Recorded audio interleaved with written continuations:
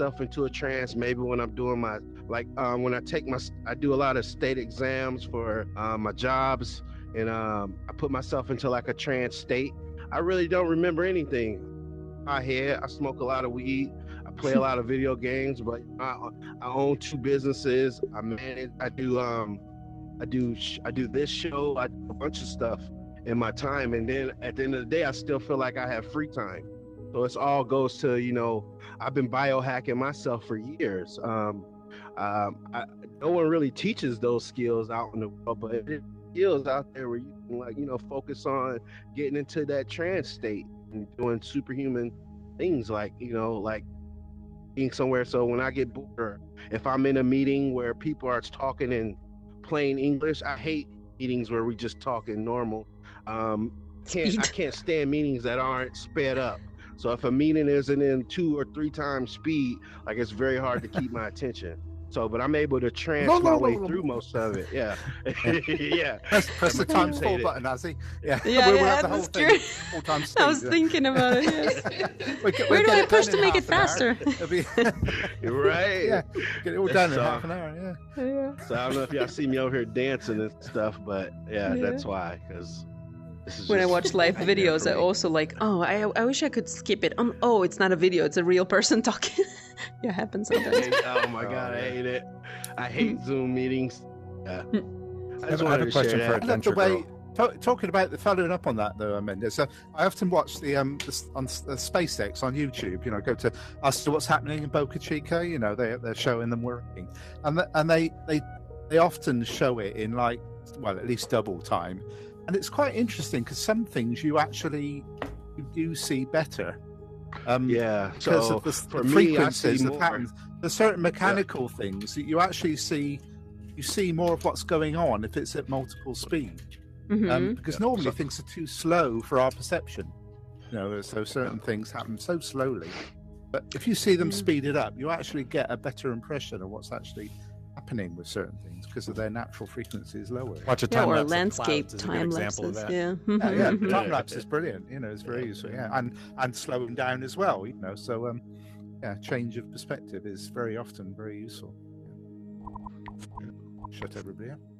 You were saying? So, Adventure Girl, are you a mental health professional? Yes, I'm a psychotherapist.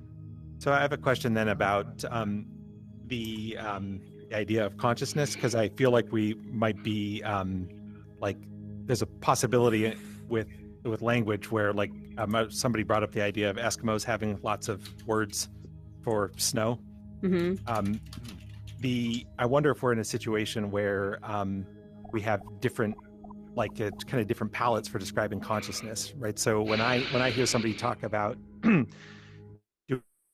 unconscious, me, I think the word consciousness in a different context entirely. Like, I'm not thinking of consciousness like self-awareness and these kind of things. I'm thinking of much more kind of like layman's term, like just that, like, I wasn't paying attention. So it's more like similar to the word attention or attentiveness, I guess. And you brought up the idea that, like, in your field, that relates to disassociation, and I think that's interesting because I'd like to know if you feel like disassociation is sort of a dissipation of consciousness, or if it is a person moving closer to being in the same state as a rock, meaning totally unaware without consciousness. Interesting. I see it as, the whole point of therapy is to bring the unconscious to the conscious. And so that's just becoming aware of where you are in time and space, or as somebody mentioned, what you may be feeling or a reaction that you have. And I don't know, I see sort of the continuum of dissociation. And on one end, that we all do, it's very linked to habits, which we have. Like, that's a whole, like, the whole movement of mindfulness is to pay attention when you're brushing your teeth or doing the dishes. These are times we usually check out and our minds wander to different things because they're just a habit. So that's how I see it. I think it's a struggle in our culture to be present enough to notice how we're feeling, to notice our consciousness. No, it's a little trippy, but I just see it as layers of noticing.